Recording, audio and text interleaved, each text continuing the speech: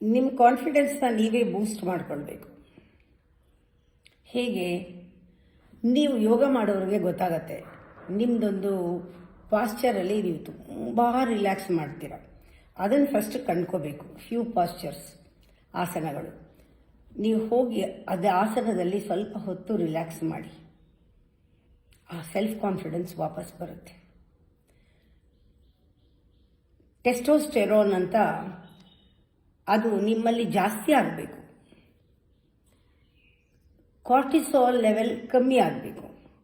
ಈ ರೀತಿ ಮಾಡುತ್ತೆ. ನೀವು ಒಳ್ಳೆ ಆಸನದಲ್ಲಿ ನೀವು ಇರೋದನ್ನು ಕಲ್ತ್ಕೊಳ್ಳಿ. You should stay in the asana. ನಿಮಗೆ ಕೆಲವು ಸೂಟ್ ಆಗುತ್ತೆ ಆಸನಗಳು, ನೋಡ್ಕೊಳ್ಳಿ. ಪಾರ್ಟಿಸಿಪೇಷನ್ ಜೀವನದಲ್ಲಿ ಜಾಸ್ತಿ ಇರಲಿ. ಆ್ಯಕ್ಟಿವ್ ಆಗಿ ಯಾರಾದರೂ ಏನಾದ್ರು ಹೇಳಿದ್ರೆ ಕೇಳಿಸ್ಕೊಳ್ಳಿ. ಯಾರು ಮಾತಾಡ್ತಿರ್ತಾರೆ ಅವ್ರನ್ನ ಎದುರಿಸಿ. ತುಂಬ ಜನ ಇದನ್ನು ಮಾಡಲ್ಲ. ಕ್ಲಾಸಲ್ಲಿ ಕೂತಿರ್ತಾರೆ, ಸತ್ಸಂಗದಲ್ಲಿ ಇರ್ತಾರೆ, ಯಾವುದೋ ಬೆನ್ನ ಹಿಂದೆ ಕೂತ್ಕೊಳ್ತಾರೆ.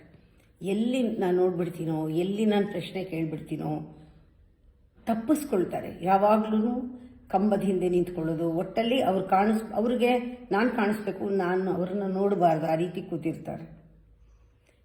ದೂರ ದೂರ ದೂರ ಇರೋದು, ಹಿಂದ್ಗಡೆ ಬರೋದು, ನಾನು ಕಣ್ಣು ಮುಚ್ಕೊಂಡಿದ್ದಾಗ ಎದ್ದು ಹೊಟ್ಟೋಗೋದು, ಮಾತಾಡ್ತಿದ್ದಾಗ